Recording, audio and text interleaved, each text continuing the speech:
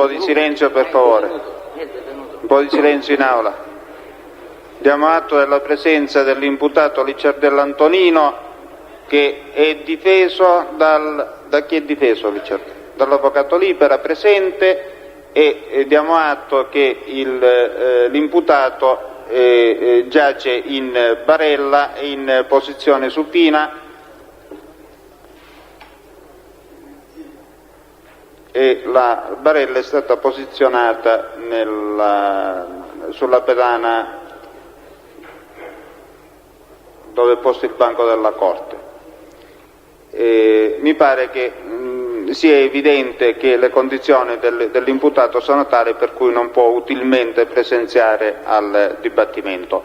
Non so, l'avvocato Libera, se ha da fare osservazioni in proposito. Questa richiesta, ma voglio dire, mi ha anticipato col suo rilievo, e insisterei pure perché venga disposta ennesima perizia medico-legale perché si accerti l'incompatibilità col regime carcerario. Di questo ci stiamo occupando in separata sede. Per questa mattina bisogna solo disporre il rinvio del processo stralciato, solo che quindi il rinvio potrebbe essere fatto, non so, a 30 giorni o a 60 addirittura, perché le condizioni, per quanto è a conoscenza di questa Corte, le condizioni dell'imputato sembrano essere stazionarie. Pubblico Ministero? Abbiamo documentazione sanitaria? C'è tutto un carteggio che si trova nella cancelleria di questa Corte, dalla quale risulta la situazione dell'imputato Licciardello. Ne vuole prendere visione subito il Pubblico Ministero? Sì, grazie.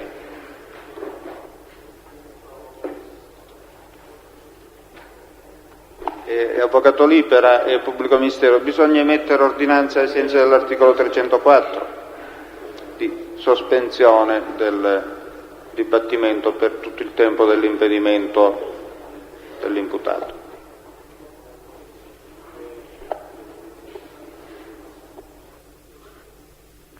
Chiedo scusa Presidente, così anche forse il difensore ci può dare qualche chiarimento. In buona sostanza c'è un impedimento a presenziare all'udienza del signor Licciardello?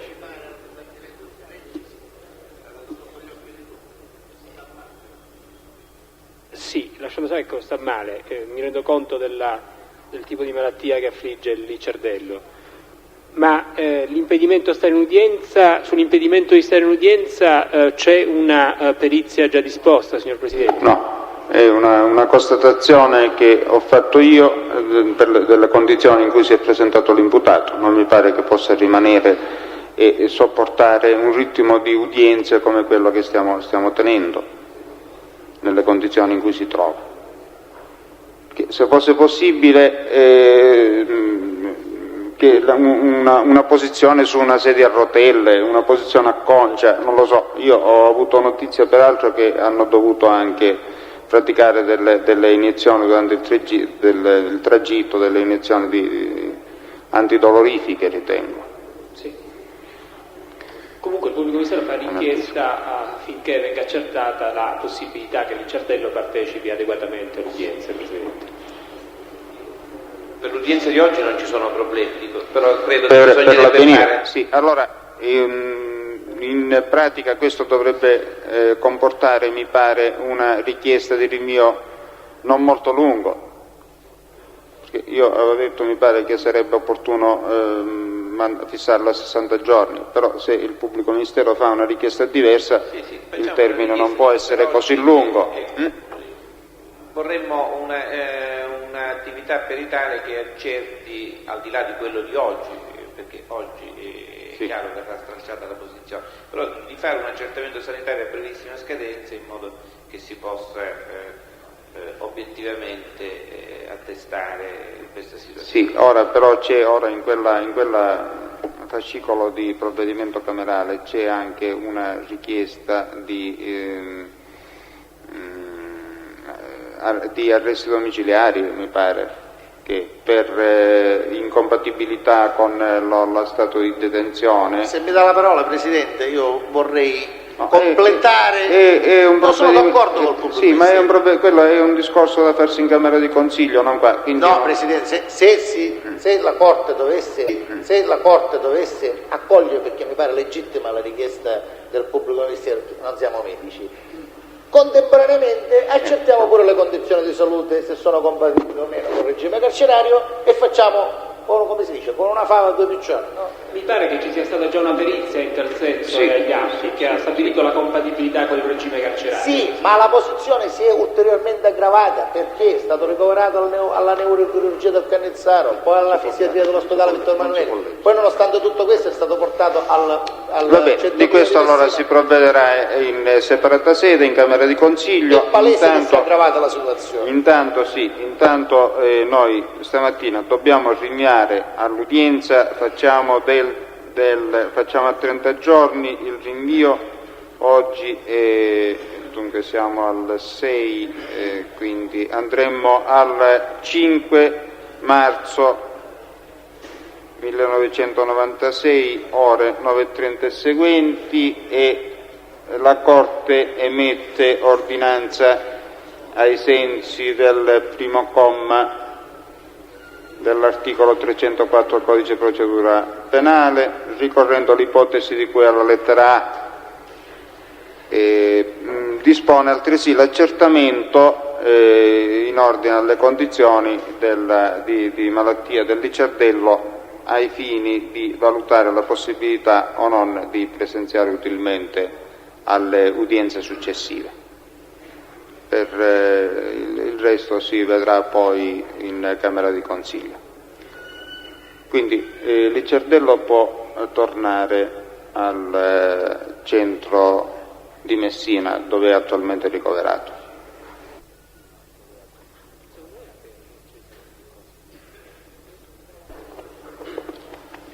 Presidente, mi dà la parola? Mi scusi Avvocato, che cosa riguarda la sua richiesta, Avvocato? Sono l'Avvocato Gino Gressia per Marciante Filippo. Una richiesta simile, Presidente, la difesa intendeva avanzare per Marciante Filippo e segnatamente le chiedo di autorizzare un medico legale a fare ingresso al carcere al fine di verificare le condizioni di salute. Sì, Avvocato, in cancello con richiesta scritta da depositare, provvediamo immediatamente per questa parte qui. Stamattina la posizione di Marciante qual è?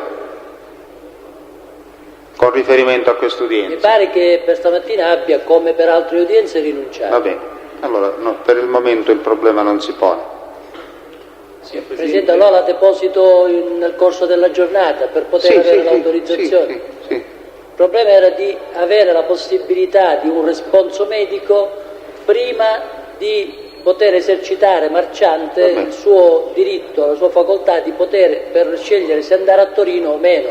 Va bene. Quindi ecco perché l'avanzava in udienza. Sì, provvediamo stamattina. L'altro stralcio, l'altra posizione stralciata, pubblico ministero aveva... Volevo soltanto comunicare che sono stati depositati presso il fascicolo del pubblico ministero i verbali di interrogatorio di Pattarino Francesco. Mi scusi, ancora non stiamo trattando il processo 2694, stiamo trattando... Queste sono posizioni stralciate. Sì. Santa Paola Salvatore è difeso sempre dall'Avvocato Libera, c'è una comunicazione, Santa Paola Salvatore agli arresti domiciliari mi pare. Sì. Una comunicazione che non può presenziare perché l'imputato non può lasciare il luogo degli arresti domiciliari per causa di malattia. Quindi anche per questo. C'è già una perizia in atti redatta dal perito della... Non ci interessa, c'è una comunicazione del medico. Chi è il sanitario che ha fatto la comunicazione? È ufficiale.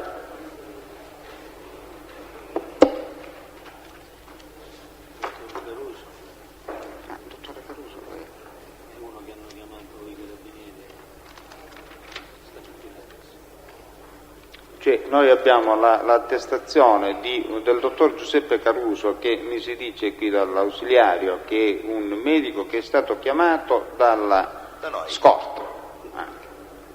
No, Presidente, il dottore Caruso è medico legale di parte.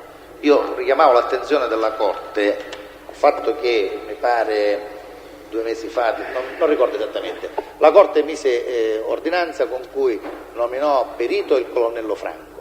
Il pubblico ministero nominò perito di parte il professor Guardabasso, mi corregga se sbaglio, il pubblico ministero, e noi il dottore Caruso, e si accertò l'assoluta impossibilità a poter presenziare e fu rinviato ad oggi.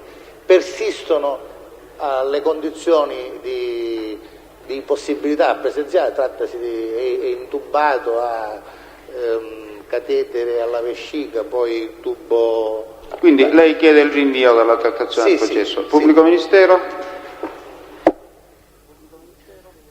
Signor Presidente, ritiene il Pubblico Ministero che debba essere disposto un accertamento al fine di verificare le attuali condizioni del signor Santapaola.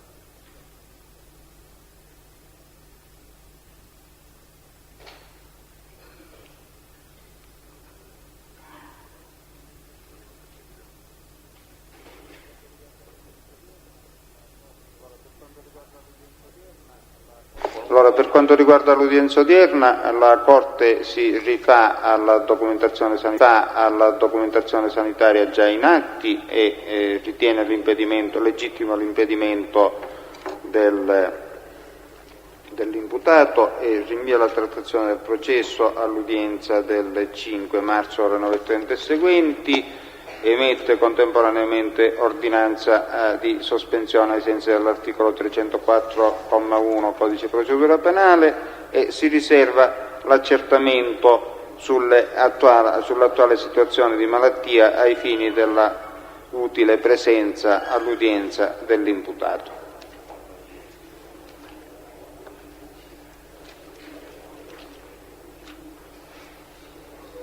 Poi ci inserisce poi il stenotipato, ci mette soltanto il rinvio. Beh, ci sono altri stralci. Altre posizioni stralciate?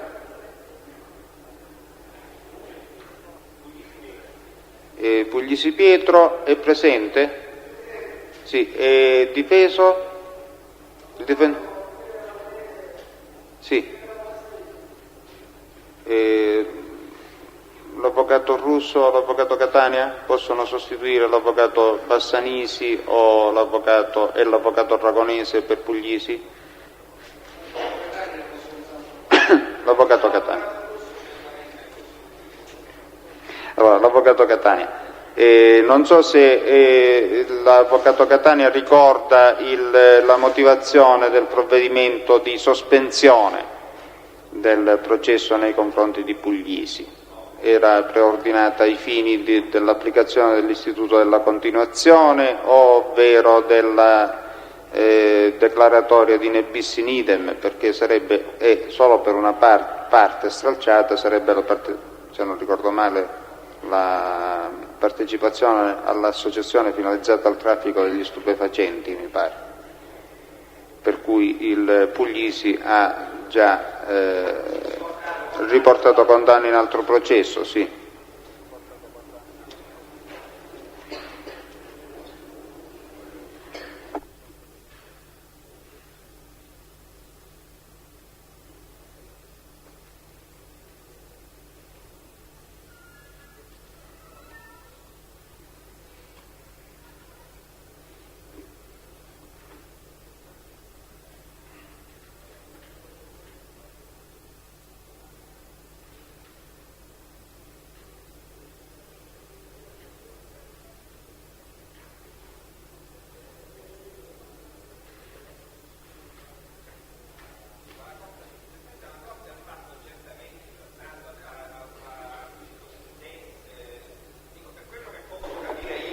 Poco tempo, mi pare che la declaratoria che andava chiesta era una sorta di declaratoria, cioè sarebbe una sorta di conflitto di competenza che la Corte potrebbe fare cessare dichiarandosi incompetente ove, come mi pare evidente, si accerti che il fatto per cui è stato già giudicato con sentenza della Corte d'Assise e questo fatto siano identici. Credo che di ne bis in idem non si possa parlare perché manchi, diciamo non si può parlare in senso formale, non sostanziale, perché manca il precedente giudicato, cioè queste sentenze, o sbaglio, non sono ancora passate in giudicato, però trattandosi dello stesso fatto, o noi proponiamo conflitto, io credo che questo si potrebbe fare, o altrimenti la Corte anche d'ufficio può far cessare questa situazione dichiarandosi incompetente e rimettendo gli atti al PM. È la situazione, Presidente, che abbiamo affrontato nel processo Aria Pulita in relazione a un gruppo di imputati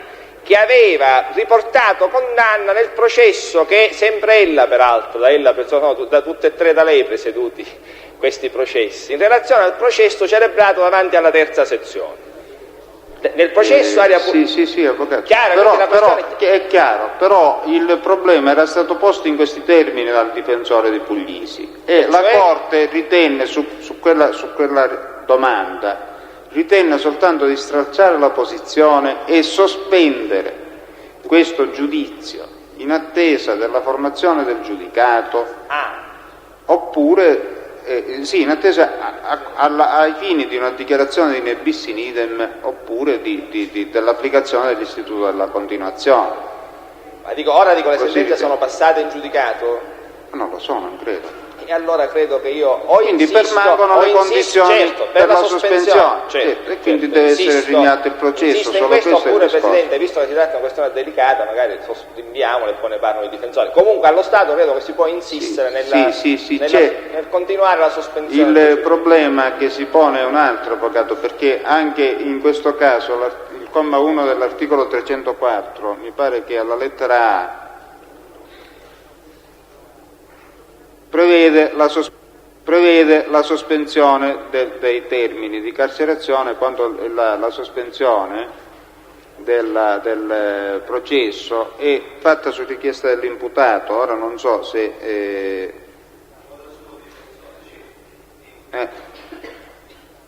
il problema che dovrà affrontare la difesa dei Puglisi è questo piuttosto, non un po' delicate e complesse, forse è opportuno che poi se ne tratti con i difensori titolari. Sì, certamente. Dico, intanto la Corte emette ordinanze in questo senso con il rinvio alla data questo lo mandiamo al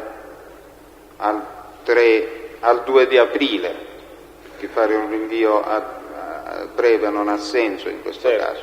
Andiamo al 2 di aprile, il martedì 2 aprile, ore 9:30 e seguenti, e poi sulla ordinanza di sospensione del termine di carcerazione vedrà poi il difensore se impugnarlo oppure no. Li notizierò. Grazie.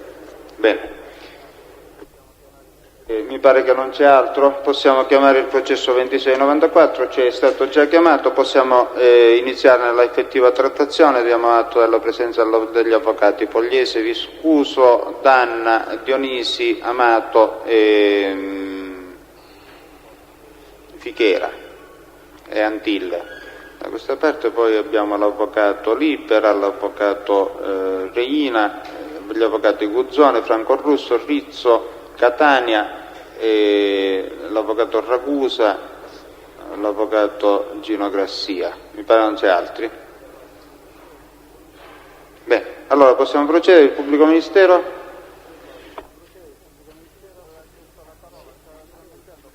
Aveva chiesto la parola, stava preannunciando qualche cosa. Sì. Stava comunicando che sono stati depositati nel fascicolo del pubblico ministero i verbali interrogatorio resi da Pattarino Francesco in data 19, 23, 27 e 28 luglio 1993. Per quanto riguarda il collaborante Ferone, il verbale di spontanee dichiarazioni del 3-4-95 e i verbali di interrogatorio del 10-4-95 e del 18-4-95. Per quanto riguarda Amato Italia, i verbali di interrogatorio del 9 dicembre 1993 e del 10 maggio 1994. Allora, l'esame di Messina Riccardo, cominciamo con... imputato in procedimento connesso? Sì, collegato. Collaboratore di giustizia? Sì. Allora venga introdotto con le solite cautele.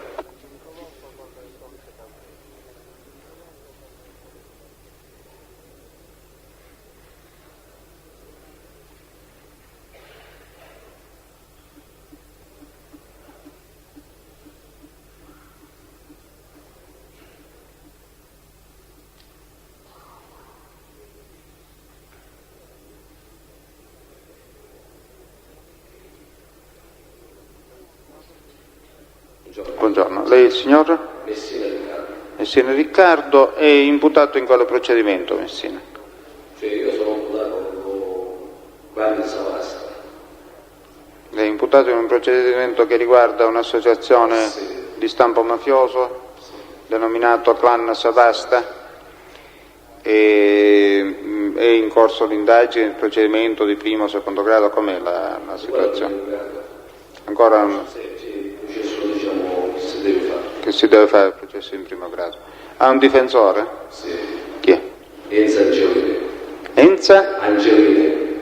È presente in aula? Sì, È sì, presente in aula? Presidente, sono qui presente. E il suo nome, avvocatessa? Avvocato Enza Angelino, del Foro di Siracusa. Bene. E lei ha facoltà di astenersi dal sottoporsi all'esame. Vuole rispondere, il pubblico ministero può procedere. Ci sono atti depositati, scusi, non il fascicolo del pubblico ministero, cioè atti che fanno dichiarazioni che fanno parte del fascicolo del dibattimento. Sono le dichiarazioni rese il 26 gennaio del 1995 nell'aula Bunker di Bologna dinanzi alla Corte d'Assise di Catania nel processo contro Santa Paola Benedetto +3. Bene, può procedere. Signor Messina, lei poc'anzi diceva di essere stato indagato nell'ambito di indagini relative al gruppo della Savasta. Vuole riferire alla Corte quando è entrato a far parte del gruppo della Savasta? Dell'80. Ci sa dire questo gruppo da chi era composto? Puglisi Antonino, Orazio Nicolosi, Vittorio Salvatore, De Luca Antonino e De Luca Antonino, sì. Ricorda altri nominativi?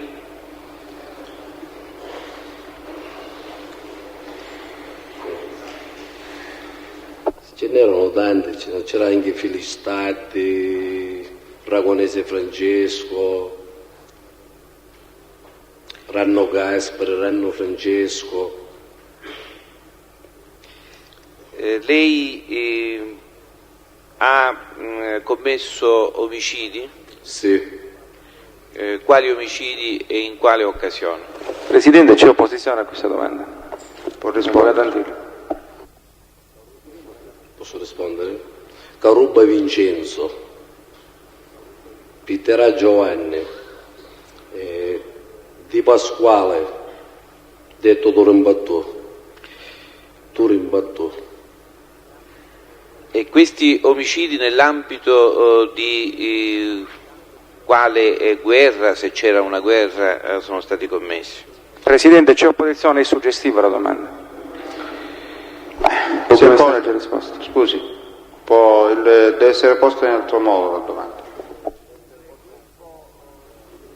Il gruppo della Savasta era alleato con altri gruppi? Sì, c'era Michele Vinciguerra, detto Cicaletta, e Pillera allora. Questo gruppo, queste alleanze erano finalizzate a contrastare altri gruppi criminali? Presidente, c'è opposizione alla domanda? È suggestiva. Può rispondere. Contro Benedetto Santa Paola, e i Custodi e altri squadri che c'erano a Catania. Sono stati commessi da lei omicidi, da lei o dal suo gruppo, nell'ambito del contrasto con il gruppo Santa Paola? Sì. Quali sono questi omicidi? Caruba Vincenzo, Di Pasquale e Pitterà. Ci vuole dire Caruba Vincenzo chi era? Era un commerciante, vendeva sacchetti di plastica e faceva parte del gruppo Santa Paola. E questo omicidio lei con chi l'ha commesso? Ero io, Pavone Gino e Lazzara poi c'era Fili Stadi che era a casa, però aspettava quando noi arrivavamo a casa di Pugliesi, ci consegnavamo l'amme e Salvo Giuseppe, detto carrozziere. Mi scusi, lei ha parlato di Lazzara, ci vuole dire chi era Lazzara, il suo nome, se aveva un soprannome e se apparteneva al vostro gruppo? Lazzara Salvatore. Soprannome, ricorda se avesse un soprannome? Cazzola. Apparteneva al vostro gruppo? Sì, gruppo Savasta. Per quanto riguarda l'omicidio di De Pasquale, lei ha detto che si chiamava soprannome Turimbattù. Con chi ha commesso questo omicidio? Ero io, Affi Amato, De Luca Antonino, Lazzara Salvatore e Filistati Salvatore, sempre che aspettava Ristante, e uno dei cugini ragonesi. E per quanto riguarda l'altro omicidio di cui lei aveva detto, cioè l'omicidio nei confronti... aveva parlato di un altro omicidio poc'anzi. Pittarà. E Pittarà faceva parte di quale gruppo? Gruppo dei Cussoti. Quindi appartiene ad un'altra diciamo guerra. Questi due omicidi, quello di Salvatore De Pasquale e quello del Carrubba, li sa collocare nel tempo quando sono avvenuti? L'82, l'83, in questo periodo. Lei sa quale fosse la situazione del mercato ittico a Catania? Sì, per il pesce spada e i donne. Cioè? C'è il discorso del mercato ittico, c'era Santa Paola che voleva i donne e Pugliesi, Savasta sarebbe, voleva soltanto i pesce spada, che l'ha avuto sempre. E poi cosa è successo? C'erano le guerre fra Santa Paola per questo territorio, diciamo, per il mercato ittico.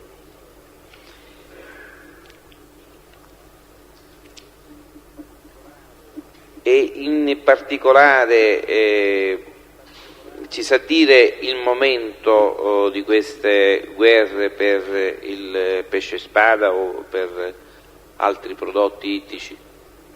No, c'era soltanto questo, ho fatto dei pesce spada perché Savasta, sempre ripeto dire, ha avuto sempre i pesce spada. Santa Paola, cioè pesce spada non ne aveva manco i donne, però per mezzo di un getto Franco Lombardo, che è defunto, c'è Santa Paola, c'è un territorio dei donne, che ci interessava intorno, e io pesce azzurro. E il Franco Lombardo a quale gruppo apparteneva? Santa Paola. Sa quando è stato ucciso? No, non lo so, non mi ricordo. Ecco, vuole riferire alla Corte quali sono stati i suoi periodi di detenzione, Messina? Quello mio è stato l'84 residuo di pena, poi mi hanno arrestato l'82, però feci pochi giorni e sono uscito, e il 92. Che significa 92? Cioè è stato arrestato nel 92? Sì, nel 92, sì. E quando è stato scarcerato? Cioè dopo la morte di mia moglie, ho fatto da 92, dopo che stai collaborando. Come è morta sua moglie? È stata uccisa, mia moglie e mia suocera. In che periodo? A luglio del 94.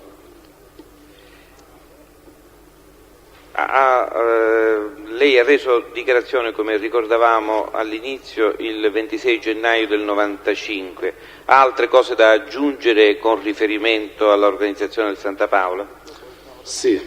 Presidente, c'è opposizione alla domanda, perché è estremamente generica. La domanda fa riferimento alle notizie che il collaboratore può avere su attività delittuose o comunque su singoli personaggi che abbiano compiuto nell'ambito dell'organizzazione di cui stiamo discutendo attività illecite. Quindi può rispondere. Specifico.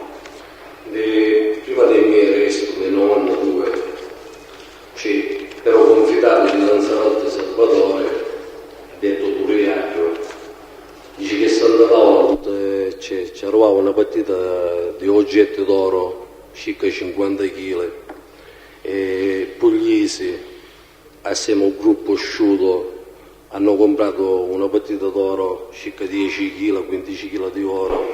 Presidente, scusi, può fare specificare quando parla di Puglisi a quale Puglisi si riferisce, se può dire anche il nome? Savasta, Antonino Puglisi. Grazie. Hanno comprato questo oro e l'hanno, adesso hanno fatto più venirlo.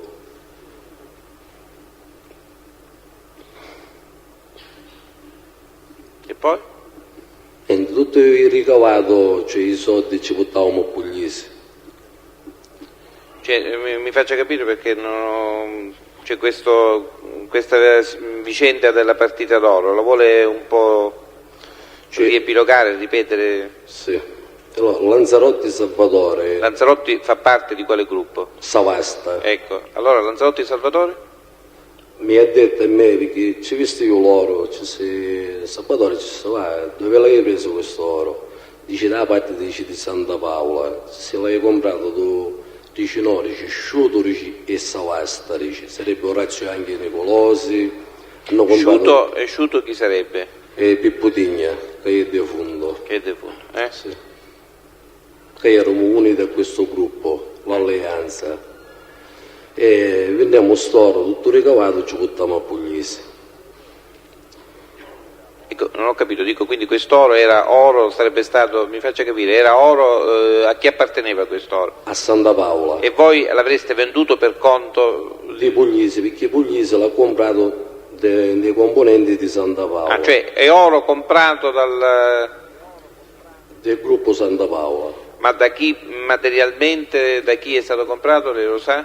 Giuseppe Sciuto.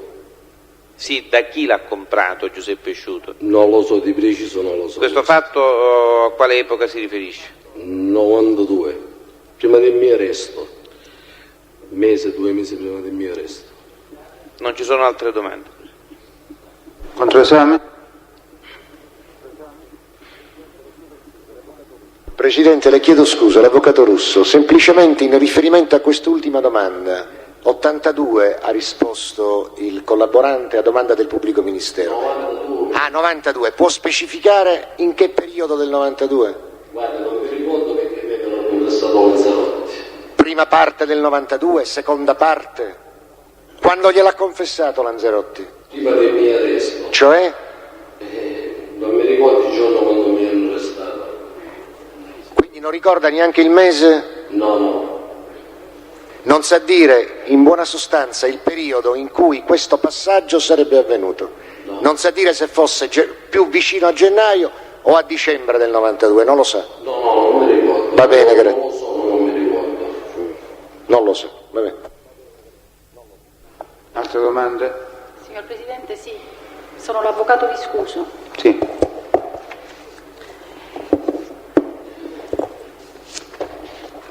Signor Messina, quando è iniziata la sua attività di collaborazione con l'autorità giudiziaria? 93. Sa specificarmi il mese? No. Lei quando è entrato a far parte del gruppo della Savasta? Dell'80. E fino a quando è rimasto affiliato al clan della Savasta? Sino al 92. Senta, il gruppo cosiddetto della Savasta su quale territorio della città di Catania insisteva? Cioè quale territorio controllava? Mercato Ittico, Iaci Trezza, posteggi di Iaci Trezza, Tornicevolo della Playa, Pescarie, in queste zone. Senta, le attività illecite del gruppo della Savasta quali erano? Sono soltanto omicidi e anche estorsioni. Le estorsioni che venivano poste in essere dal gruppo della Savasta ricadevano sul territorio di controllo esclusivamente? Sì. Quindi le estorsioni riguardavano il quartiere del Tondicello Playa e altri territori di cui lei ha detto? Anche fuori zona, perché un po' mi steppiamo. Quindi a parte le zone controllate direttamente era possibile farle anche fuori? Sì. Senta, il gruppo cosiddetto della Savasta era un gruppo autonomo rispetto ad altre organizzazioni che controllavano la città di Catania? Quasi lo stesso era, perché Puglisi era, cioè lo conoscevano tutto quello là da Puglisi e avevano timore di Puglisi che ci faceva danno. No, credo che lei non abbia compreso la mia domanda. Autonomo significa che non era legato ad altri gruppi, se operava per i fatti suoi nello svolgimento di attività illecite. No, per i fatti suoi Puglisi. Ho capito. Però quando c'era una guerra, c'era a riunione, si riunivano e si associavano a altri gruppi, però sempre stato contro Santa Paola. Sì, senta, lei ha fatto riferimento a Filistad Salvatore. Sì. E ha riferito che Filistad era inserito nel gruppo della Savasta. Sì. Fino a quando Filistad rimase nel gruppo della Savasta? L'84. E successivamente all'84? Segniamo c'è Pupillera a Cappello e poi passavo a Chiamussone. Quindi nell'84 transitò nel gruppo Pillera Cappello e successivamente, lei si ricorda quando poi il Filistad passò nel gruppo dei Cursoti? No, di preciso no.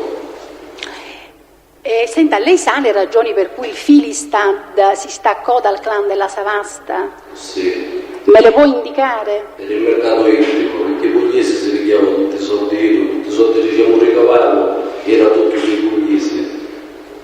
Puglisi, Orazio Nicolosi, Deo Antonino.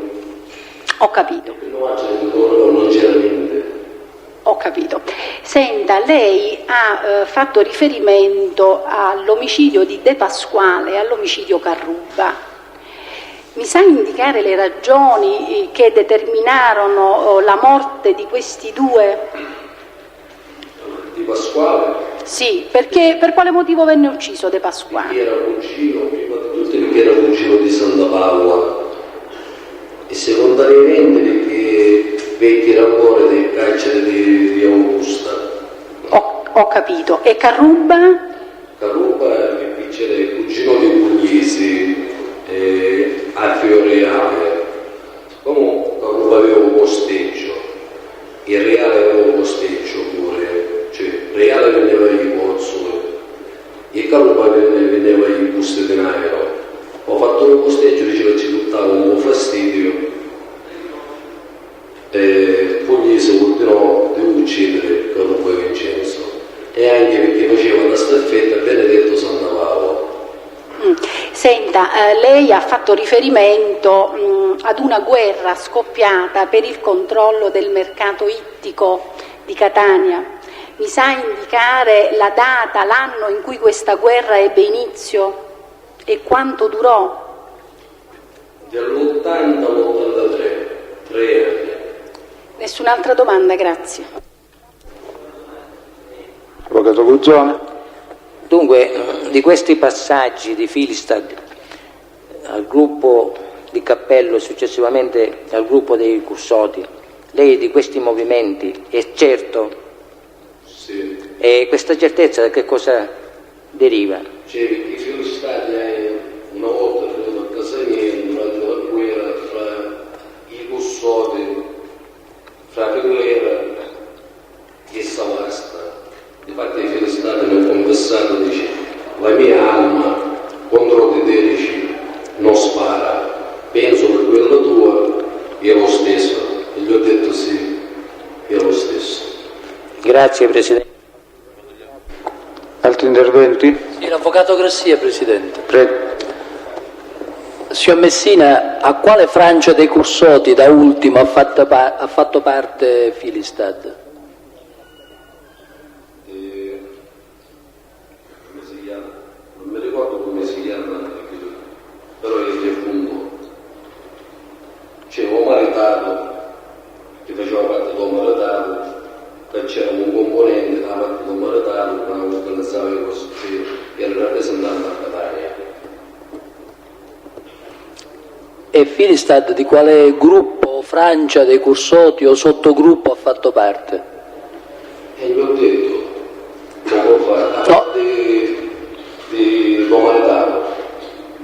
Sì, ma risulterebbe da atti processuali che il gruppo romaretato, quindi di Garozzo, fosse diviso in un certo momento storico in varie frange.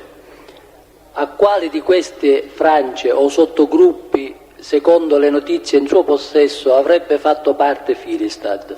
Romaretato, di Garozzo.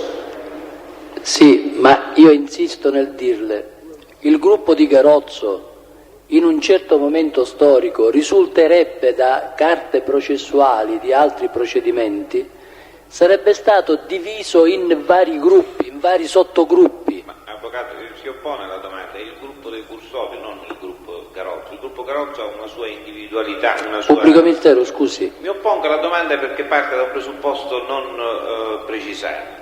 Parte da un presupposto del quale forse lei non è a conoscenza. No, avvocato, credo di esserne a conoscenza. Allora, il problema, Presidente, si pone in modo diverso. Risulterebbe in certi atti processuali, quindi non sono fantasie o capricci di questo difensore, che in un certo momento storico il cosiddetto gruppo Garozzo o romaretato, per intenderci meglio, sia stato diviso in vari sottogruppi. Io chiedo di sapere, intendo sapere, se è a conoscenza il Messina a quale di questi sottogruppi Filistad ha fatto parte. Adesso, c'è un gruppo dove era Filistad, sarebbe romaretato.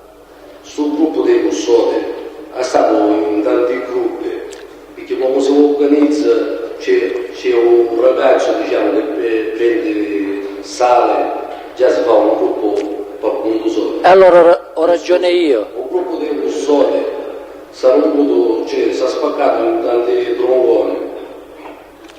Perfetto, dico, visto che lei, a differenza di quanto pensa il pubblico ministero, ci conferma questa notizia, quando Filistad è passato a far parte del gruppo dei Cursoti, di quale sottogruppo ha fatto parte? Di tutti questi gruppuscoli ai quali lei ha accennato? Romaretato, di Garozzo, Vittorio Salvatore, che un grande Savasti è passato con il gruppo dei Cursori. Presidente, rinuncio per stanchezza, dico, non rinuncio perché sia soddisfatto della risposta, comunque va bene così. Altri interventi? Solo per la precisazione, l'imputato ha parlato del gruppo dei Cursoti che si è diviso, quindi la sua affermazione sulla informazione del pubblico ministero è assolutamente gratuita. Altri interventi? Io ritengo la stessa cosa per quanto lei dice. Altri interventi? Il pubblico ministero, se non ci sono domande. Pubblico ministero. Le volevo chiedere, lei poc'anzi ha parlato di Reale Alfio che era cugino di Puglisi, anche qui le chiediamo di specificare di quale Puglisi. Puglisi Antonino Savasta. Lei sa se il Carrubba, vittima dell'attentato di cui ha detto lei poc'anzi, avesse un soprannome? Scappapuleta. Lei conosce Viola Francesco? No.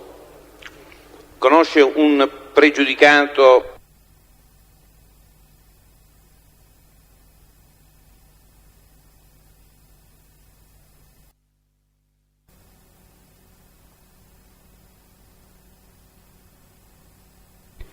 Chi era questo soggetto? C'era quel gruppo, come si chiama? Duricaichete. Ha fatto azioni assieme lei a Barry White? No. Non ho altre domande. Possiamo licenziare l'esaminato. Mi scusi Presidente, soltanto, scusi, ce lo sa descrivere fisicamente Barry White? È grosso, quando mi ricordo io, grosso e alto, capelli ricciolini. Non ho altre domande Presidente. Può andare. Grazie, buongiorno. Buongiorno.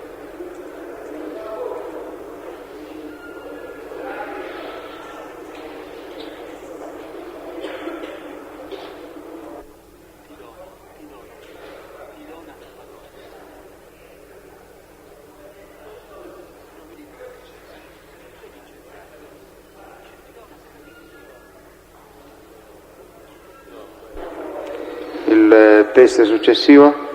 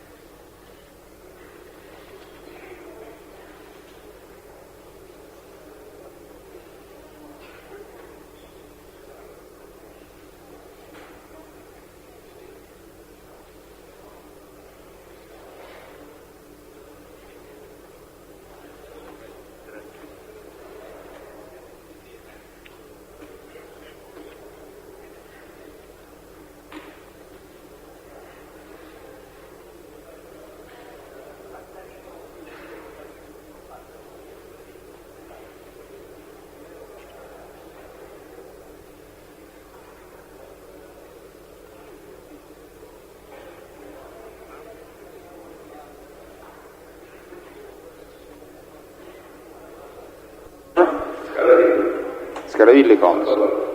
Scaravilli Salvatore, lei è imputato in procedimento connesso con questo che stiamo celebrando contro Santa Paola Benedetto e altre persone. Qual è la sua posizione, signor Scaravilli? Io sono stato giudicato un uomo per quello dei custodi. Ho capito. In primo grado oppure con sentenza? Sì. E c'è pendente appello o come? È difeso da qualcuno?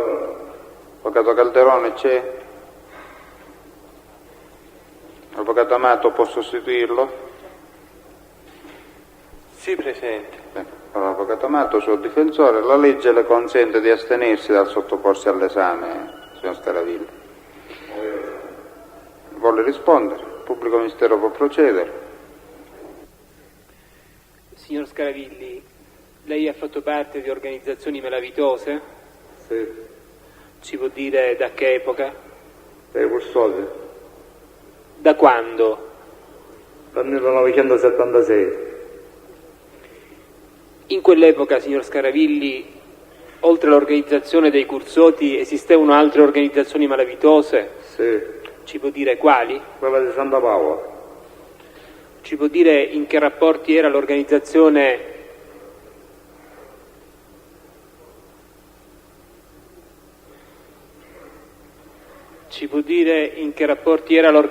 del Santa Paola con quella dei Cursoti, signor Scaravilli, a quell'epoca? Sì, è stato nel 1976 che è iniziato a esserci questa organizzazione, sia quella di Santa Paola sia quella dei Cursoti. E in che rapporti erano? I rapporti di discussione, di guerra. Queste discussioni, questa guerra, da che cosa dipendevano? Io sono uscito, mi trovavo nel carcere, sono uscito a ottobre del 1976. E poi quando sono uscito sono stato affiancato da giovani che conoscevo, da bambino, che andavamo a rubare a Siena, a fare dei reati, di cui mi aggiornavano dicendomi che a Catania era scoppiata questa guerra, i Santa Paola che volevano eliminare parecchie persone. Mi scusi, mi intrometto. La sua data di nascita qual è, signor Scaravilli? 29/8/1997. Bene, prosegua. Da cui volevano eliminare certe catanesi e non si capiva neanche il motivo perché. E così è successo che abbiamo formato anche un gruppo, noi, e siamo diventati avversari di Santa Paola. Ma poi avete compreso le ragioni che portavano, a vostro avviso, il clan Santa Paola o il gruppo del Santa Paola a comportarsi in quella maniera? Sì, l'abbiamo capito quando c'è stata la pacificazione. E ne può riferire alla Corte, signor Scaravilli? In aprile del 77 io sono stato sparato e poi anche arrestato, di cui stavo nel carcere di Catania. Nel dicembre del 1977 c'è stata la pacificazione, di cui così si veniva a chiarire piano piano per dire perché era successo tutto questo, per dire e quale motivo. Però il gruppo, noi che ce n'erano tanti in carcere, erano sparpagliati sia a carcere da Augusta sia a carcere di Catania, però per via dei colloqui, per via sia di noi sia del clan di Santa Paola che erano a carcere di Piazza Lanza, si arrivava a parlare e a chiarire e si arrivava a questa pacificazione. E noi abbiamo chiesto per dire il motivo, per dire perché era successo tutto questo, perché ci volevano ammazzare. A Catania c'era un'altra persona che si chiamava Calderone, era Cannalozzo soprannominato. Calderone come di nome? Calderone mi sembra Giuseppe, mi sembra. Era Cannalozzo nominato perché aveva un'operazione nel collo. Questo faceva parte del gruppo di Santa Paola, perché era un pezzo grosso che aveva dei grandi amicizie anche con Palermo. E così era lui che portava questa trattativa tra noi e loro per fare la pacificazione. E noi l'unica cosa che siamo venuti a sapere quando c'è stata questa pacificazione a dicembre, che sia i palermitani, che sia i catanesi di Santa Paola, che sia i calabresi, che sia la Campania, volevano fare tutto unito. E per questo, per dire, Catania, essendo che era Santa Paola il responsabile, decideva per dire di togliere tutti questi elementi che potevano dare disturbo a lui, che erano un pochettino con la testa calda. E così si è fatta la pacificazione e si è diviso, è rimasto il gruppo Cursoti e il gruppo di Santa Paola. Scaravilli, mi dica come venne organizzata questa riappacificazione, cioè chi trattò per conto dell'uno e l'uno e l'altro gruppo? Da fuori trattava Calderone del gruppo di Santa Paola e da noi trattava Corato Manfredi, da fuori. Dei carceri da Augusta trattava sia i fratelli Calcagnuso o Giovanni Maccalone. Da carcere di Piazza Lanza trattava Giuseppe Calozzo, io, Asa Pasta, erano parecchi. Vi era una collocazione ben precisa dei detenuti appartenenti ai gruppi allora all'interno delle carceri, signor Scaravilli? Sì. Facendo riferimento al carcere di Piazza Lanza, può dire come all'epoca? Noi eravamo a braccio sinistro, tutte quelle che facevano parte dei Custodi, tutte quelle che facevano parte di Santa Paola erano a braccio destro nel 1977. Successivamente sa se vi è stata qualche modificazione, signor Scaravilli? Non ho capito.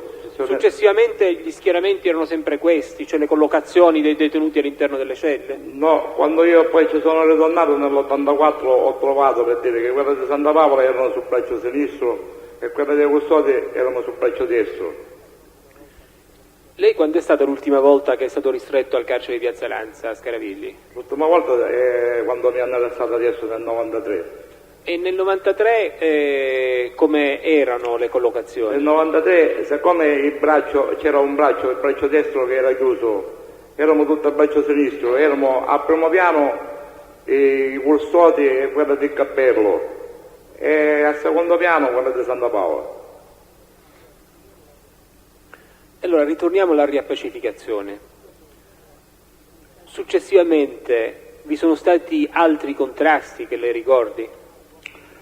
Dopo che il 77 di dicembre abbiamo fatto la pacificazione, il gruppo di Santa Paola piano piano si andava spezzando a tanti gruppi, a 2 gruppi si andava spezzando, e così cominciò che hanno avuto discussione tra loro in famiglia senza che venivano coinvolti i custodi, finché si è arrivato al punto, per dire, con la data degli anni, per dire che questo gruppo, per dire, di Santa Paola è diventato 4-5 gruppi, per dire, che poi c'è diventato il gruppo dei Lautano, Mosso dei Frigoligni, c'è diventato il gruppo dei Pontina, il gruppo del Cappello, il gruppo della Savasta, il gruppo di Pippo, sono diventati tanti gruppi che oggi a Catania è formato così. Se possiamo un attimino collocare questi schieramenti nel tempo, signor Scaravilli.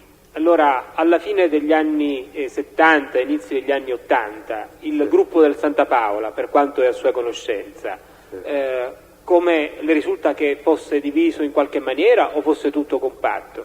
Io posso dire, perché negli anni 80 io mi trovo nel carcere, io posso dire per quello che vengo a sapere del carcere. Quello che lei ebbe a sapere al carcere? Sì.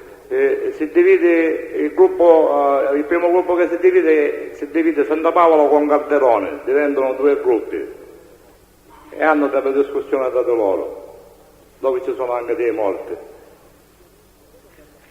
Successivamente, lei quando ha riacquistato la libertà? Nel 1990.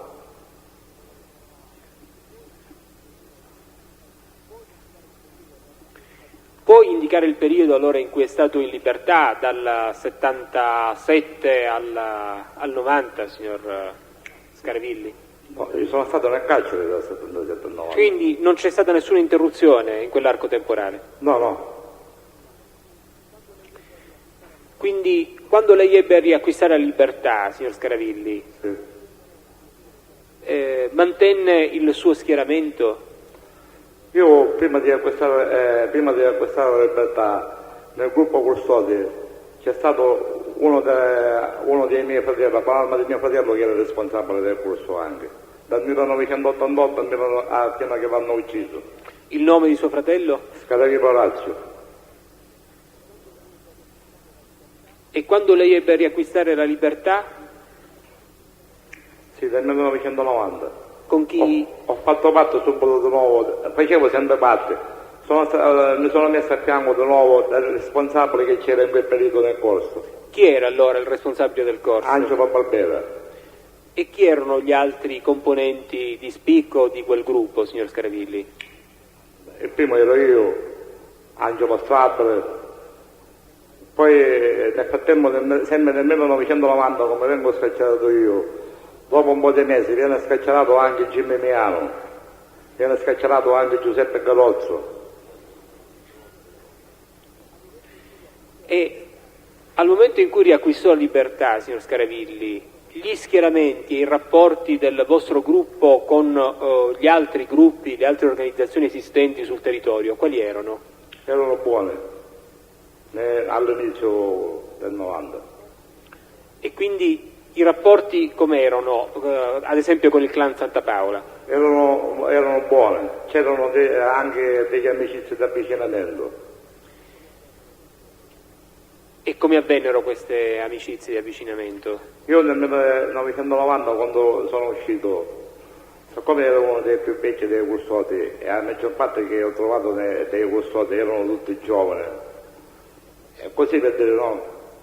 Nel frattempo è uscito Giuseppe Carrozzo, prima è uscito Miano, poi è uscito Giuseppe Carrozzo, e allora piano piano noi ci incontriamo per chiarire, per dire come sta, perché c'era un periodo che il corso stava andando male, sia prima di uccidere la mamma di mio fratello, ce ne sono stati altri, la maggior parte di tutti questi che hanno fatto i responsabili dei custodi sono stati quasi tutti uccisi, perché prima c'era Corrado Vamperi che era responsabile, è stato ucciso, poi c'era Mirabella Salvatore che è stato ucciso, poi c'è stato mio fratello che è stato ucciso. E allora noi dei carceri non capivamo per dire perché succedevano queste cose qua, e così però pensavamo qualche cosa per dire che ci poteva essere, ma non eravamo sicuri. Allora piano piano fuori indagavamo anche dal nostro gruppo per dire perché erano successe tutte queste cose, no? E così essendo che noi eravamo avvicinati alla famiglia Santa Paola, che poi il responsabile nel 90, quando sono uscito io, che trattava con noi, era Aldo Ercolano, non era Santa Paola, cominciavamo a capire che quello che era successo e quello che poteva succedere. Siccome noi eravamo dalla vecchia stampa, sapevamo anche la malvagità per dire che c'era sulla famiglia Santa Paola, perché quando hanno ucciso la mamma di mio fratello, l'hanno ucciso in un momento per dire che hanno fatto capire che non erano stati loro a uccidere mio fratello, che era stata la famiglia Cappello. E così c'è stata anche una piccola guerra di custode col Cappello quando è stata la morte di mio fratello. Ci sono stati un po' di morti, ci sono stati. Quando invece noi siamo usciti e abbiamo cominciato a indagare, capivamo che non era Cappello che aveva ucciso mio fratello, che non era Cappello che aveva ucciso per degli altri responsabili, era sempre il gruppo Santa Paola che forzava per eliminare queste persone. E voi avete compreso le ragioni per le quali il gruppo del Santa Paola si comportava o si comportò in quella maniera? Sì. Presidente, opposizione, si chiede una deduzione al test sulle ragioni. Può rispondere. Posso rispondere? Sì, perché, come gli ripeto, la famiglia Santa Paola, dall'inizio del 76, quando è scoppiata questa guerra, per lei ha cercato di avere sempre Catania dalle sue mani. Allora, quando c'è stata questa pacificazione con i custodi a Santa Paola, nel 1976, quando noi avevamo la discussione con Santa Paola, uno dei più pericolosi del nostro gruppo era Giovanni Maccarone, che era uno che gli dava più fastidio di tutti. Difatti, come c'è stata la pacificazione, hanno trovato i modi come farlo ammazzare. E allora loro cercavano di avere sempre più vicino il gruppo dei custodi, perché sapevano che era un gruppo più pericoloso che gli poteva dare fastidio, e trovavano sempre all'interno dei custodi, per dire, delle persone per dire che potevano essere vicino a loro quando sapevano tutto. E allora quando si faceva responsabile, per dire, dei custodi, e loro capivano che questo responsabile non ci stava bene, che portava tutto fuori la mano, trovavano i modi come eliminarlo. Signor Scaravilli, lei chi ha conosciuto direttamente fra gli esponenti del clan Santa Paola? Nel 1990? Sì, quando ha riacquistato la libertà. Ercolano, Aldo Ercolano. Ne ha conosciuti altri? Sì, ho conosciuto suo padre, Pippo Ercolano, ho conosciuto il De Emanuele, ho conosciuto Galletto Campanella, perché erano i più grossi loro quelli che trattavano. Ricorda in che occasioni ebbe a incontrare Aldo Ercolano? Io la prima volta che ho incontrato Aldo Ercolano l'ho incontrato per via del responsabile, Barbera Angelo. Ci siamo incontrati alla circonvallazione al ristorante Carattino Siciliano, perché il Barbera Angelo ogni 15 giorni, 20 giorni, una settimana, aveva sempre questi incontri con Ercolano. E allora si andava da Galletto Campanello a Peganello e si diceva che c'era un incontro da incontrarsi. E così siamo andati io, Angelo Barbera e Angelo Stabile a Carattino Siciliano. E così là ho conosciuto Aldo Ercolano e c'era pure Galletto Campanella che già conoscevo da parecchi anni. Può ripetere il nome del locale, signor Scaravilli? Mi sembra che si chiama Carattino Siciliano, è alla circonvallazione. Più o meno a che altezza la circonvallazione? Quando si sale tutto via la Vittorio Veneto, quando si arriva alla circonvallazione a destra a un 50 metri. sicura della denominazione del nome di questo ristorante? No, io mi ricordo che il primo ristorante che c'è, non ce ne sono altri là che comparazione dove dico io.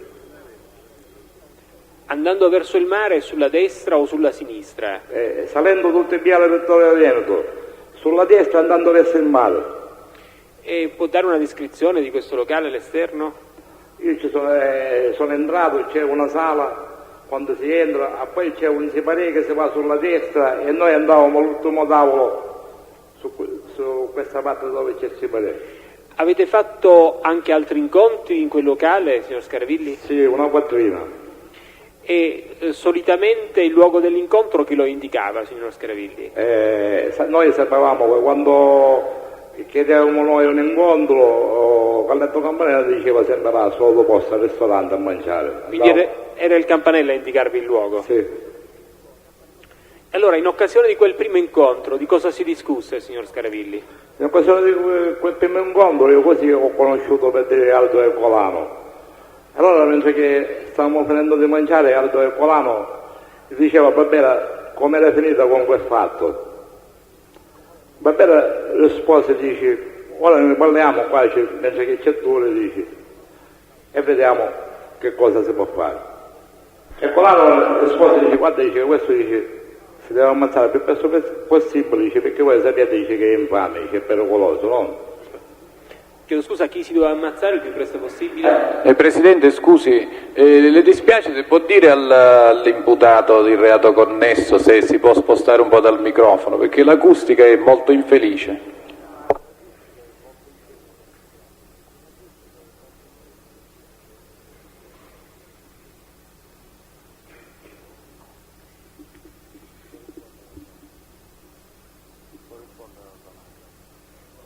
Può rispondere alla domanda?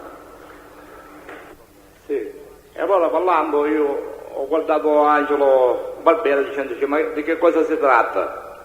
E lui mi diceva, qua c'è altro, c'è Calletto che dicono che Gaetano Paghinisi, si chiama Ponzio Gaetano, detto Paghinisi, dice si deve ammazzare, dice, perché dice è sbiro.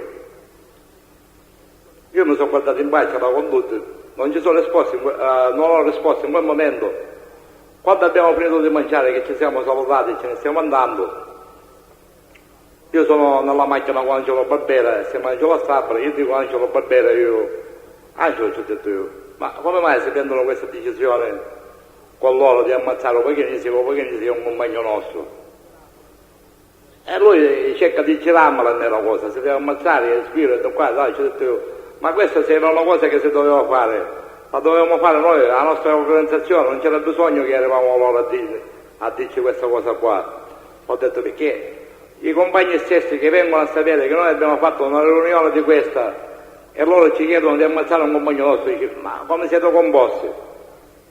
E Angelo Barbera, quando ha visto che io gli ho detto così, non si sbrancia subito di dirmi sì, lo dobbiamo ammazzare per forza, cerca di perdere del tempo che passa qualche settimana altra, 10 giorni e c'è di nuovo l'appuntamento in questo ristorante. L'appuntamento è stato Presidente, scusi, avvocato Guzzoni. Presidente, mi sembra che gli accordi erano quelli di parlare di causale, ma non di fatti di sangue che non sono oggetto di questo processo.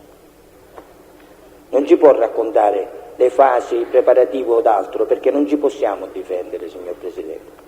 Non fa parte dei capi di imputazione, non possiamo difenderci.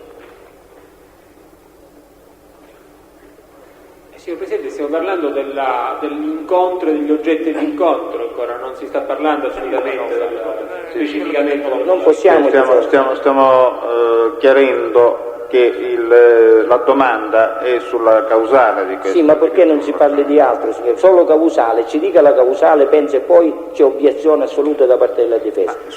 Perché non possiamo sulla fare risposta, ma poi sulla risposta non possiamo fare neanche di quando potrà di essere utilizzato oppure no, ma non è che possiamo prenderci risposte per Presidente, sulla causale, niente. Vabbè, allora l'obiezione rigettata, può continuare. Allora, signor Scaravilli, questo secondo incontro, mi sembra di comprendere, fu richiesto da qualcuno oppure vi era già stato un appuntamento all'incontro precedente? No, è sempre Barbera che chiede di incontrare. Presidente, opposizione, incontro su che cosa? Incontro per che cosa? Sull'omicidio o per altro? Se si parla di omicidio stiamo approfondendo il tema, abbiamo rigettato la sua posizione, può continuare a parlare. Presidente, anche sull'omicidio può continuare a parlare. Può continuare di questo, a raccontare questa vicenda a cui si era fatto cenno. Presidente, non possiamo difenderci noi, perché siamo in Signor sede... Avvocato, dico, il discorso poi di quello che potrà essere utilizzabile di questa dichiarazione. Va bene, Presidente, diverso. va bene, Presidente, ho capito.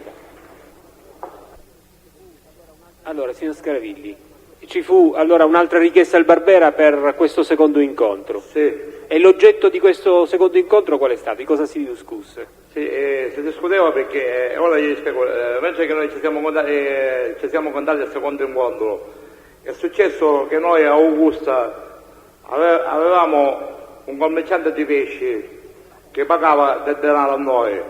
Pagava del? Del denaro. Ah. Pagava. Questo commerciante di pesci ha venuto a lamentarsi che c'era andato una persona che voleva scambiato un assegno da lui. Questa persona era un certo Bartolino Franco, che faceva parte del gruppo di Siracusa. Chiedo scusa, può ripetere il nome, Scaravilli? Bartolino Franco. Lo ripeta un po' più lentamente il nome. Bartolina Franco. Francesco. Partolina? Sì, Francesco. Partolina Francesco. Sì. Faceva parte del gruppo di Siracusa, di quale gruppo? Il gruppo sempre faceva parte perché questo qua, noi sapevamo a Catania che era il figlio di un certo Mancione, poi non so se era figliastro o figlio. Ah, allora è sicuro com'è il cognome che ha detto? Bartolina Franco, mi sembra. No, non deve insistere. Proseguire. E questo era andato a scambiare questo assegno in questa casa di pesci, in questo commerciante di pesci, che questo apparteneva a noi. Per cui questo commerciante di pesci ci chiama a noi dicendoci che stava succedendo questa cosa. Noi ci facciamo dare l'assegno che gli aveva lasciato e andiamo dal responsabile Barbera dicendoci che stava succedendo questa cosa. E così Barbera chiede questa fissazione di andare all'appuntamento di nuovo con il Colano. Essendo che fissiamo questo appuntamento, andiamo nel ristorante e parliamo di questo fatto, di questo assegno. Nel frattempo Aldo Ercolano dice a noi che c'era un'altra persona che forse gli aveva dato sicuramente lui, Aldo Ercolano, l'appuntamento, un certo Pippo Giuseppe Mancione, che doveva venire là, che faceva sempre parte del suo gruppo. E allora lui ci diceva, adesso che sta venendo lui, dice parliamo con lui, ci diamo una calmata sul ragazzino, non si deve fare più queste cose. E continuiamo a mangiare. Continuando a mangiare si apre di nuovo sempre questa discussione di Gaetano Ponzio, come mai ancora si perdeva del tempo. Il Barbera risponde, dice, in questi giorni dice, stiamo decidendo di fare questa cosa. Poi nel frattempo arriva questa persona che ho nominato prima e Aldo Ercolano davanti a noi gli dà questo assegno e gli fa capire, gli dice che non ci deve andare più il ragazzo in questa casa di pesci che apparteneva a noi. Chiedo scusa, Aldo Ercolano a chi ha dato l'assegno? A questo Pippo Mancione, Giuseppe Mancione. Lei poc'anzi ha menzionato un altro Mangione o Mangion, praticamente con riferimento al Franco. Sì, Baldovino. Perché Franco era il nipote di questo, noi sapevamo che ci veniva il nipote. Nipote a chi? Nipote a chi? A Mangione Giuseppe. A Mangione Giuseppe.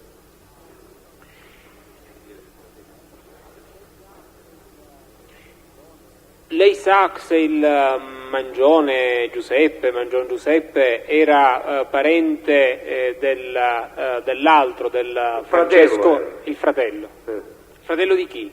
Di altro Mangione, il padre di questo Baldovino. Iuzzo Mangione, Iuzzo Ferraro.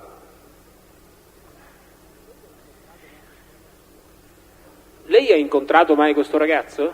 No. Ha parlato di altri incontri. Sì. Può indicarne le ragioni?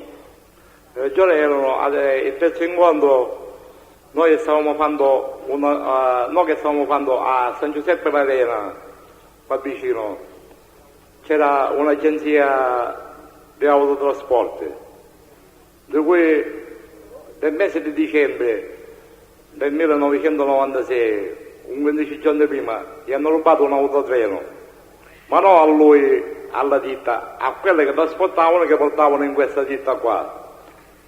E così là dentro questa ditta ci lavorava una persona che era imparentata con un certo archi a mortaporte, che si chiama Mauggeri, che è uno che faceva parte del nostro camion. E il padrone gli aveva chiesto a lui se si poteva rintracciare questo camion, perché gli avevano fatto a questa agenzia parecchi furti di camion e diventava rischioso per l'agenzia, che non ci avevano più fiducia. Chiedo scusa Scaravilli, la ditta, il nome della ditta lo conosce? Io ci posso dire, se mi ci portano dove, non mi ricordo come si chiama questa ditta, è dopo le feste di San Giuseppe L'Arena.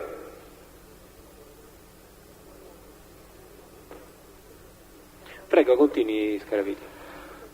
E si è rivolto a questo, rivolgendosi a questo, per questo cambio, questo se ne va da questo Appio Multaporte, e Appio Multaporte se ne va al responsabile da Barbera dicendoci se si rintracciava questo cambio.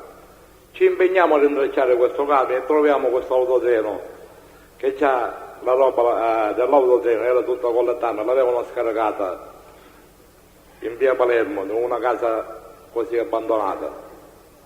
Andiamo in questa ditta e ci diciamo che abbiamo recuperato tutta questa roba, però ci diciamo pure che ci doveva fare un regalo a questi che avevano rubato il camion.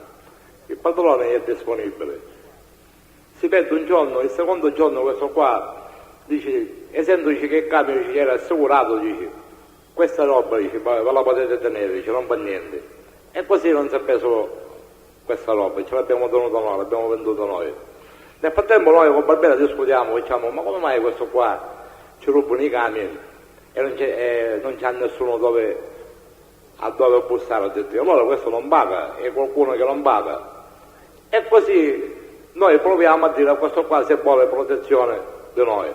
Nel frattempo che diamo a dire se voleva protezione di noi, tra me, Angelo Barbera e Angelo Sabri, diciamo pure, dobbiamo parlare con il Colano per sapere se loro sanno qualche cosa su questa situazione, di questo come è composto. E così fissiamo questo altro appuntamento parlando con Aldo, dicendoci che c'era questa situazione. Aldo Equano si interessa lui, dopo 15-20 giorni gli dice che questo accetta di pagare e paga 5 milioni e mezzo, di cui essendo che si era fatta la fusione con Aldo Equano, 2 milioni e mezzo andavano a loro e 2 milioni e mezzo andavano a noi, e così abbiamo discusso anche questa cosa qua. Chi era presente a questa discussione? Nell'incontro che ho fatto io, quando andavo a mangiare erano sempre io, Barbera, Angelo Sabale, Galletto Campanella e Aldo Ercolano, e basta. Ha incontrato anche in altre occasioni Aldo Ercolano? L'ho incontrato, un'altra volta l'ho incontrato io nel lungomare, c'è un albergo che sotto c'è a specie di ricevimento. Siccome sapevamo che questo albergo era sempre, era un appuntamento che ne danno loro sempre là, che c'era andato a Cesquace parecchie volte perché era avvicinato a loro. In questo momento non me lo ricordo, prima di arrivare alla tavernetta, il cognome non me lo ricordo io, giusto come si chiama. E sono andato anche là una volta all'appuntamento. Andando verso Ognina, da che lato è questo? Sulla sinistra. Prima della tavernetta? Sì. Di cui questa volta ho incontrato un'altra persona in più là, quando siamo andati a questo appuntamento. C'era uno dei figli del Mappassotto, Antonio. Uno dei figli del? Mappassotto, Giuseppe Polverente. E cosa si discusse in quell'occasione? Discutevamo che c'era di trattare, siccome noi avevamo a Vittoria una delle persone che facevano del fumo, l'erba noi la chiamiamo, avevano della coltivazione e ogni anno questa erba veniva data a noi custodi, tutta quella che usciva veniva data a noi la vendevamo. E siccome l'anno prima che io non c'ero era stata già data a loro sempre questa erba. Ero mandato a parlare dicendoci che quest'anno c'era di nuovo questa erba da vendere. Questo è stato l'ultimo incontro. Dunque, quest'erba cos'era esattamente? Era fumo, no? Questo droga, no? Droga. E come ne avevate avuto la disponibilità, signor Scaravilli? C'era Salvatore Vittorio, che fa parte sempre della nostra organizzazione, assieme a Piero Stati e Angelo Sabra, che avevano un'amicizia con uno che si chiama Verla Giovanni di Vittoria, provincia di Ragusa. Perla? Verla. Ah, Vella. Sì, Giovanni.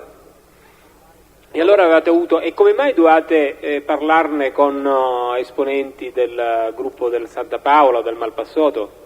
Per comprarla loro, perché erano loro che a Catania avevano il più grosso commercio di questa erba, perché loro trattavano quella dei Calabri, che la chiamavano la Calabrisella. La? Calabrisella. La Calabrisella? Sì. Con riferimento sempre al fumo? Sì. Lei ha notizie su come era combinato il mercato degli stupefacenti a Catania, signor Scaravilli? Sì. Ce ne può riferire? La maggior parte i più grossi erano loro, di Santa Paola sempre, Ercolano io voglio dire. Noi sapevamo... Chiedo scusa, per che tipo di sostanze? Sia sul fumo, sia sull'eroina, sia sulla droga, sulla cocaina. Prego, continui. Noi ad esempio sapevamo che la base principale per questo fumo, che diciamo la Calabrisella, la trattavano a Pecanello, di cui a Pecanello interessato c'era un certo Salvatore Chizzardi, che faceva parte di loro. Di loro chi? Sempre di Santa Paola, però era a Pecanello, era assieme a Galletto Campanella, era Galletto Campanella che disponeva. E quindi dovete fare riferimento sempre al Salvatore Cristaldi per... No, assolutamente. Salvatore Cristaldi era uno, era con loro, era uno che aveva questa responsabilità di vendere, però noi come trattare dovevamo trattare o con Ercolano o con Galletto Campanella, anche se trattavamo con Galletto Campanella, era sempre Galletto Campanella che si doveva rivolgere sempre a Ercolano. E voi avete trattato altre sostanze stupefacenti in quell'arco temporale dal 90 fino a quando lei è rimasto all'interno dell'organizzazione? Noi nell'organizzazione nostra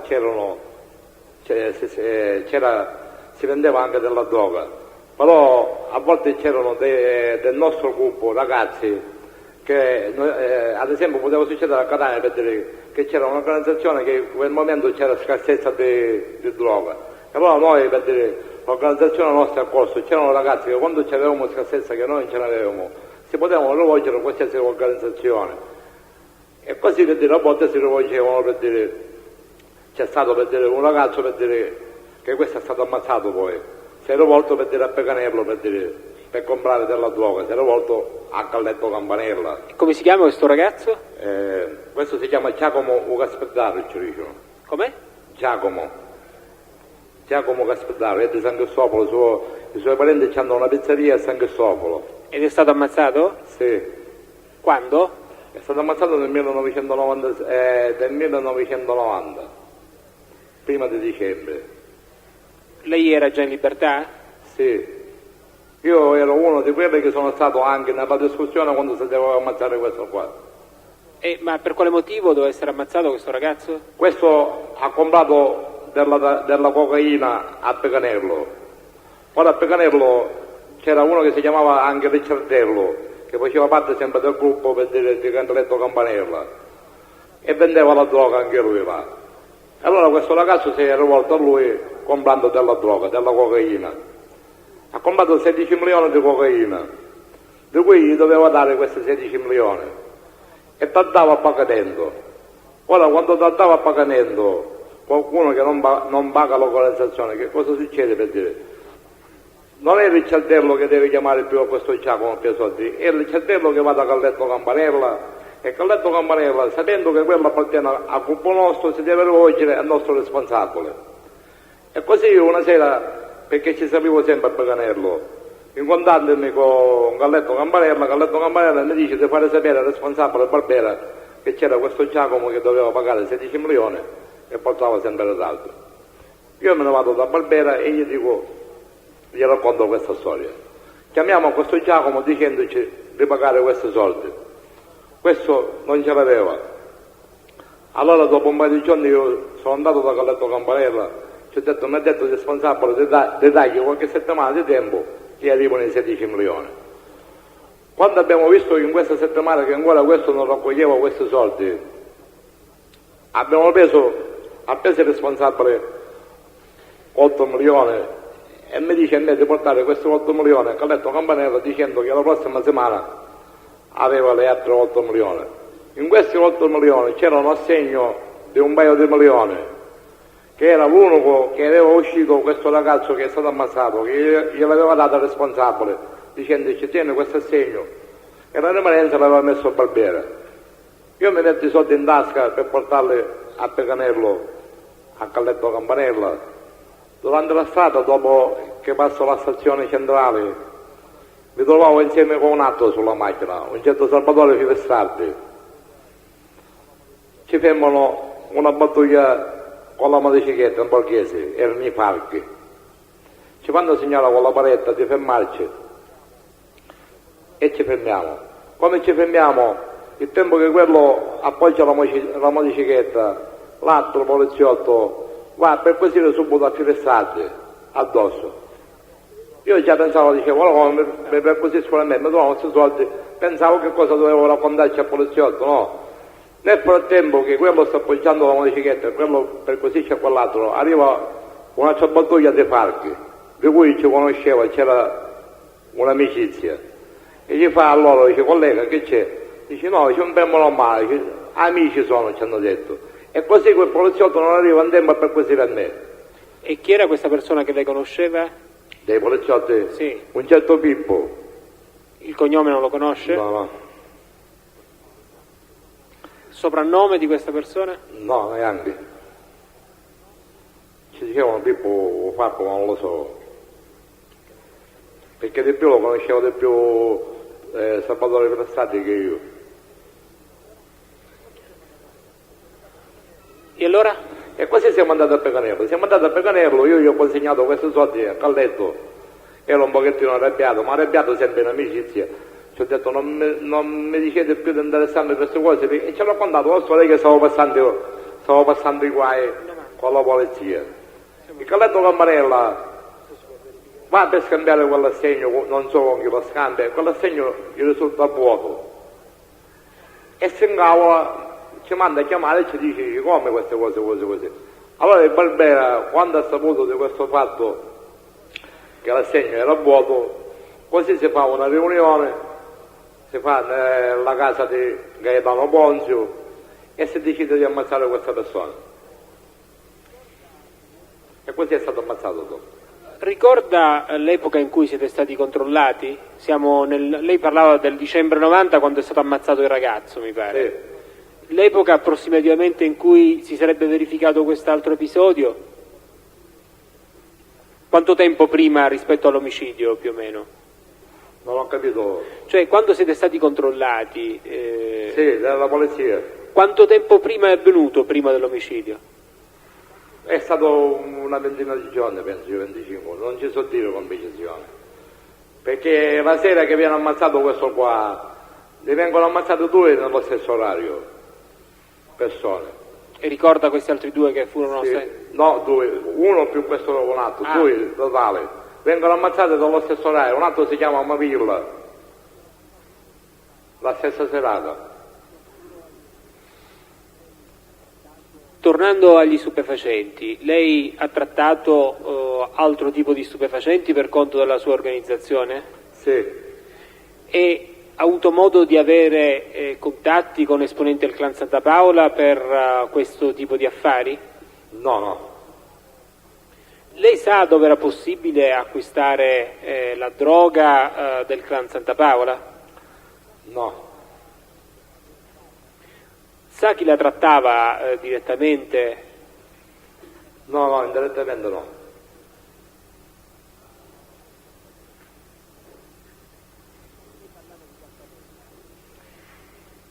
Lei parlava di Campanella.